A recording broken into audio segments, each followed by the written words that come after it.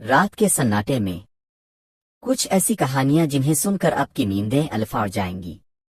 آج ہم آپ کو لے چلیں گے ایک ایسے سفر پر جہاں ہر قدم پر موت کا سایہ ہے اور ہر سایہ شاید زندہ ہے۔ آج ہم جو کہانی پیش کر رہے ہیں اس کا نام ہے جن کی محبوبہ۔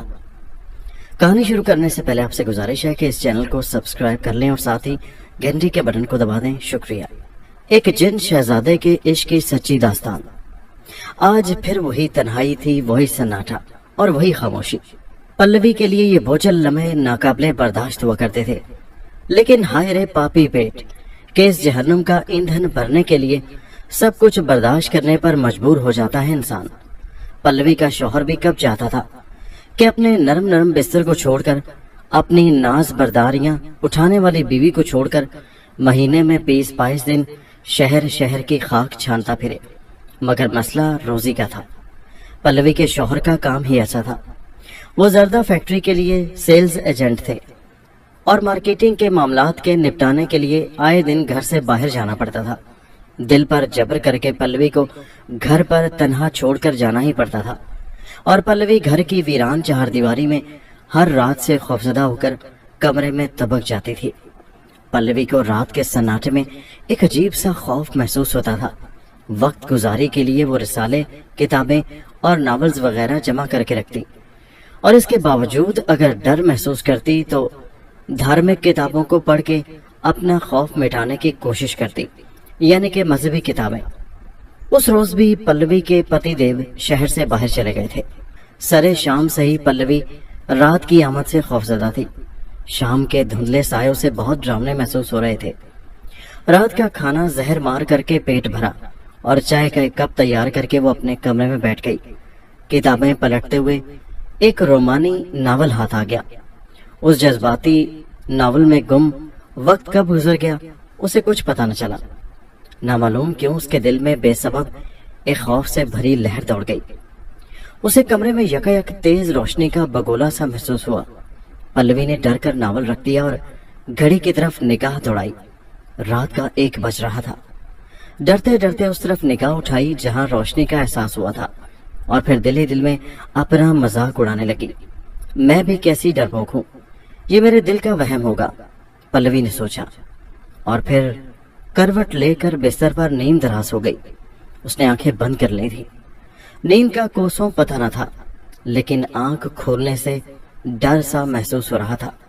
تبھی کمرے میں کھڑکا ہوا اور اس کی آنکھیں خود بخود کھل گئیں۔ چاروں طرف نگاہ جو دوڑائی تو کہیں کوئی نہ تھا، البتہ سپنے کی کوٹری میں دھڑکنوں کی گونج ضرور شور کر رہی تھی۔ پلوی نے کارنرز پر رکھے گلاس سے 2 گھونٹ پانی پیا اور ڈر کے بھوت سے خوفزدہ ہو کر گھٹنوں پر ٹھوڑی رکھ کر بیٹھ گئی۔ گول گول بٹن سی آنکھیں کمرے کے چاروں کونوں کی طرف گھوم رہی تھی۔ ماحول حسب معمول تھا، مگر دل میں سمایا ہوا خوف پریشان کر رہا تھا۔ کہیں دور سے گلیوں کے آوارہ کتوں کے بھونکنے کی آوازیں آ رہی تھی۔ یکا یک اس کے وجود میں ایک زلزلہ سا آیا۔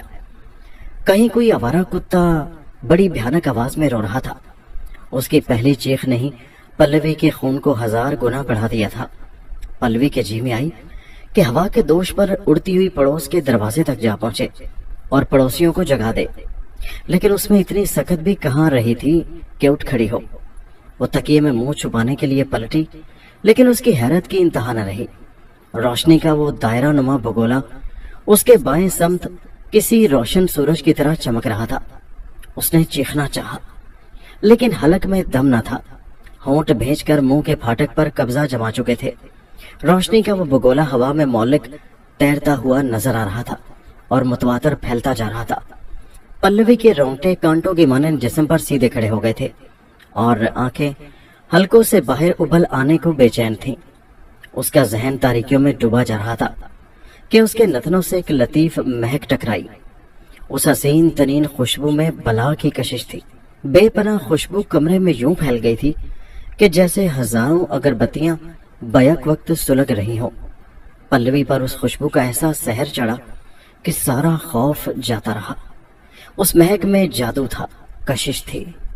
اچٹتی نگاہ سے پلوی نے بند کھڑکیوں اور اندر سے مکفل دروازے کو دیکھا اور اس عجیب و غریب روشنی کو دوبارہ دیکھنا چاہا۔ لیکن وہ بستر پر اچھل پڑی۔ روشنی کی جگہ ایک خوبرو گٹھیلا نوجوان کھڑا تھا۔ اس کا دراز قد اور چوڑے کاندھے کسی یونانی دیوتا کا ایک رنگ اس کے وجود کو دے رہے تھے۔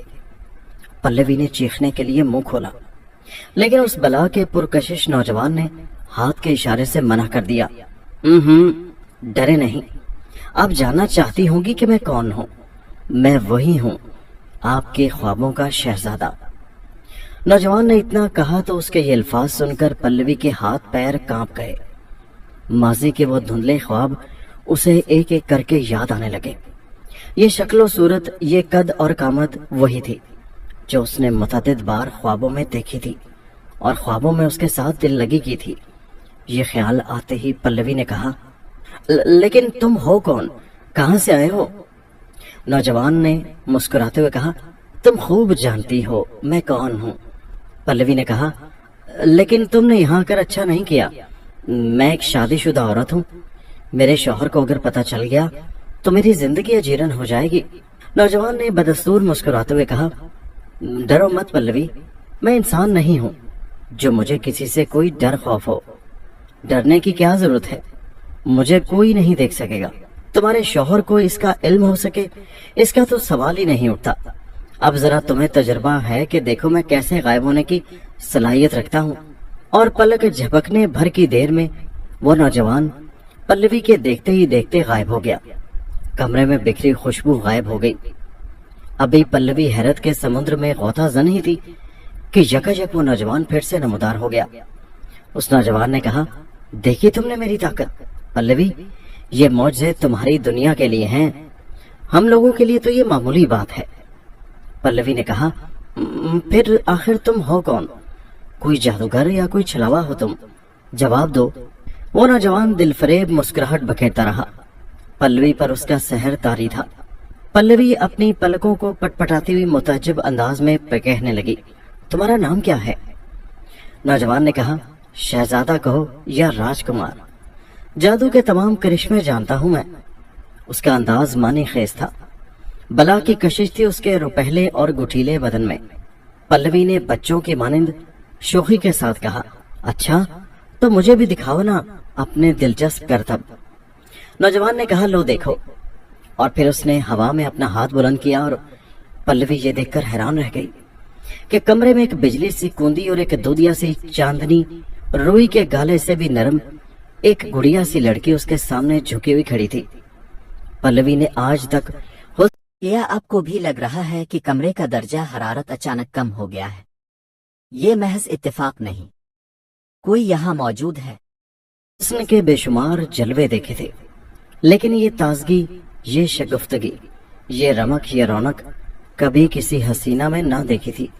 شہزادے نے اسے حکم دیا کہ ہمارے لیے تازہ پھولوں کا انتظام کر دیا جائے۔ لڑکی جس طرح وارد ہوئی تھی اسی طرح غائب ہو گئی۔ بمشکل تمام کچھ لمحے گزرے کہ وہ لڑکی پھر حاضر ہو گئی۔ اس کے ہاتھوں میں پھولوں کے متعدد اقسام کے گلدستے موجود تھے۔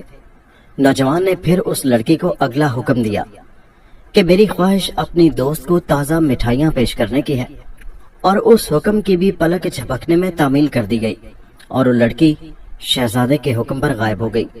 جب وہ دوبارہ لڑکی حاضر ہوئی تو اس کے ہاتھ میں مٹھائیوں کا تھال تھا، اور قسم قسم کی مٹھائیاں جو شاید پلوی نے اپنی زندگی میں کبھی نہ دیکھی تھی، اس لڑکی نے پلوی کو پیش کر دی۔ ایسی خوش ذائقہ مٹھائیاں پلوی نے شاید زندگی میں کبھی نہ کھائی ہوں گی۔ نوجوان مٹھائیاں کھاتی ہوئی پلوی کو مسکراتے دیکھ رہا تھا۔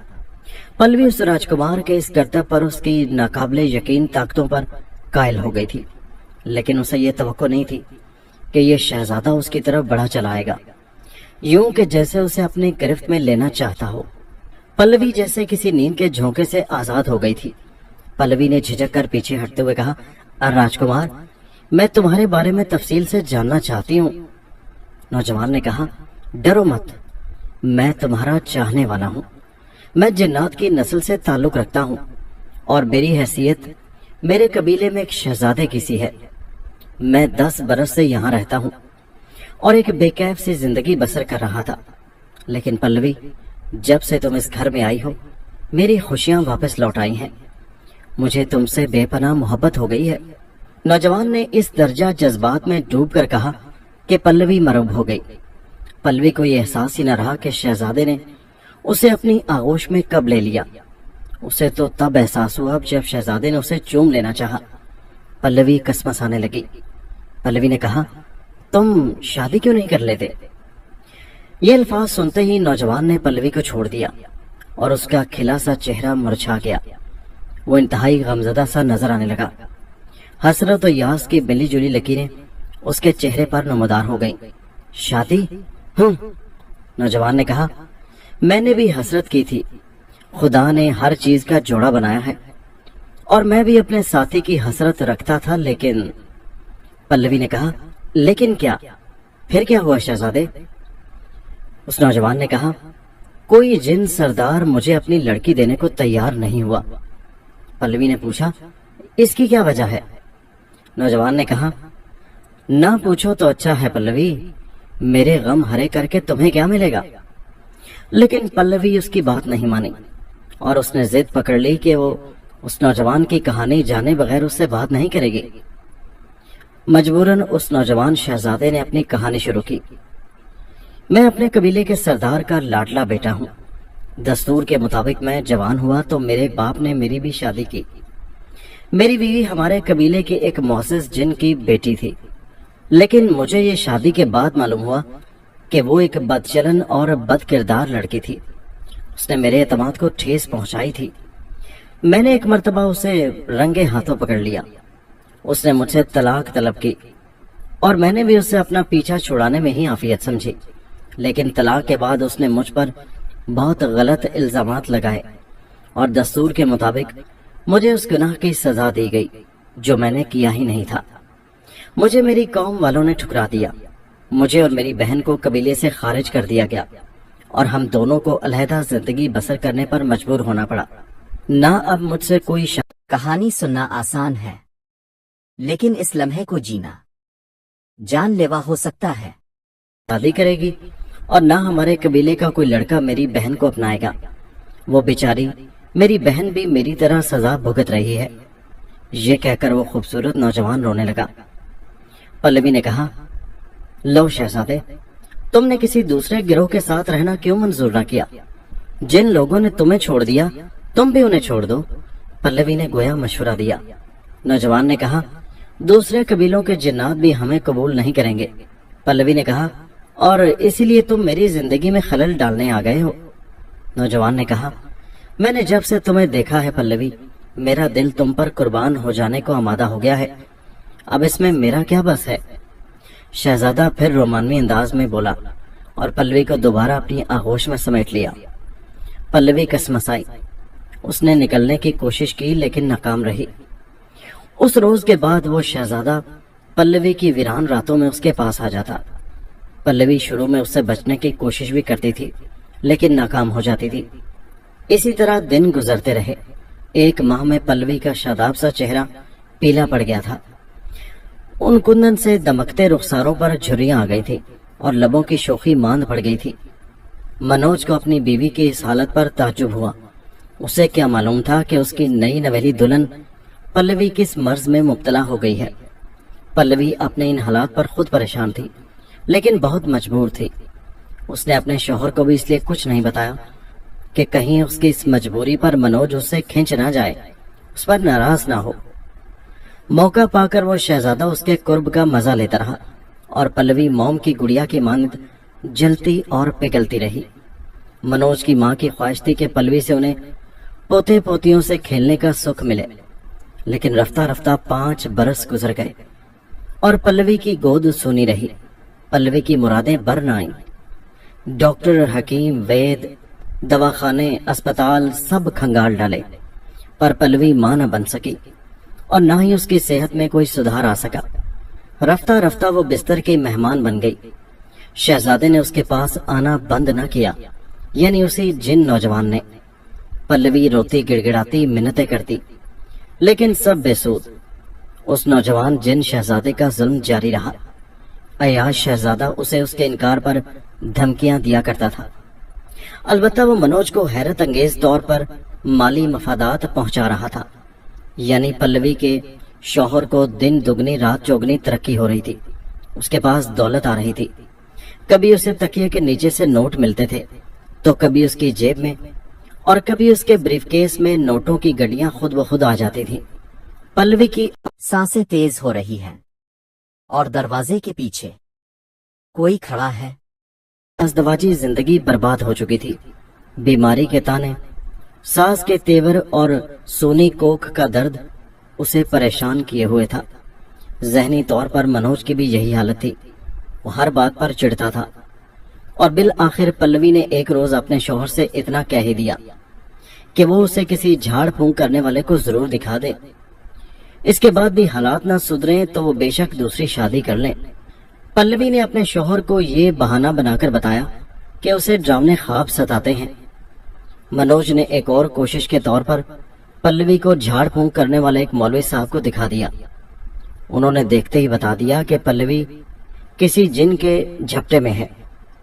انہوں نے علاج کے لیے بہت سے فلیتے جلا کر دیے اور بتایا کہ یا تو جن ان فلیتوں سے بھاگ گیا ورنہ کسی اور کو دکھائیں، یہ طاقتور جن ان کے بس سے باہر ہے۔ ابھی مولوی صاحب کے علاج کو تیسرا ہی دن تھا کہ ایک اور ہنگامہ اٹھ کھڑا ہوا۔ پلوی پچھاڑ کھا کر یکا یک گری تھی۔ منوج بھاگم بھاگ ڈاکٹر کو بلانے گیا، اور اس کی ماں جو اب ان دونوں کے ساتھ ہی رہ رہی تھی پانی لینے کے لیے دوڑ پڑی، لیکن جب لوٹی تو پلوی غائب تھی۔ منوج لوٹا تو وہ بے حد پریشان ہوا۔ وہ رات کے اسی پہر مولوی صاحب کے پاس پہنچا۔ مولوی صاحب نے بتایا کہ یہ اسی بدماش جن کا کام ہوگا، حالات ان کے بس سے باہر ہیں۔ اب منوج پریشان کہ کیا کرے اور کیا نہ کرے۔ لکھنؤ میں اس نے بہت سے مولوی پنڈتوں سے رابطہ قائم کیا، لیکن کچھ نہ معلوم ہوا۔ کسی نے اسے بتایا کہ کپتان گنج میں ایک عامل صاحب ہیں، ان سے ملاقات کریں، ہو سکتا ہے وہ کوئی حل کر دیں۔ منوج کپتان گنج چلا گیا اور عامل صاحب سے ملاقات کی۔ انہوں نے جب تمام باتیں سنی تو بہت پریشان ہوئے۔ پھر اپنے عملیات کے سہارے انہوں نے پتہ کر کے بتایا کہ پلوی ایک جن کے قبضے میں ہے۔ وہ اپنے کمرے میں موجود بھی ہے، لیکن اس جن کے سائے میں ہونے کی وجہ سے اسے دیکھا نہیں جا سکتا۔ بہت سے لوگوں کے لیے بات ناقابل یقین تھی۔ کوئی کہتا پلوی گھر چھوڑ کر چلی گئی ہے، کوئی کچھ کہتا اور کوئی کچھ کہتا، جتنے منہ اتنی باتیں۔ عامل صاحب نے اسے علاج کرانے کا مشورہ دیا اور بتایا کہ اب جب وہ گھر جائے گا تو پلوی اسے موجود ملے گی۔ انہوں نے کچھ عمل منوج کے لیے فوری طور پر بھی کیا تھا۔ منوج منہ لٹکائے گھر لوٹا تو اسے دیکھ کر حیرت ہوئی کہ پلوی فرش پر اطمینان سے لیٹی ہوئی سو رہی ہے۔ پورے 3 روز بعد پلوی اسے ملی تھی۔ منوج نے پلوی سے معلوم کیا تو اسے بھی یہ معلوم نہیں تھا کہ وہ 3 دن سے بے ہوش تھی۔ منوج عامل صاحب کے مشورے کے مطابق اگلے روز ہی اسے عامل صاحب کے پاس لے گیا۔ عامل جمال نے پلوی پر جن اتارنے کا عمل کیا تو پلوی نے ہی ساری داستان کہہ سنائی۔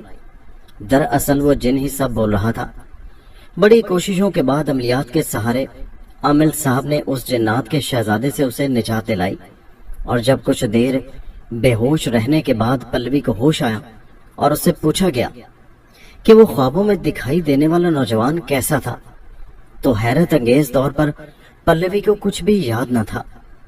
اب پلوی پورے سکون سے زندگی بسر کر رہی ہے اور اسے راتوں میں ستانے والا کوئی نہیں ہے۔ یہ کہانی ختم ہو گئی، آج شاید ابھی شروع ہوئی ہے۔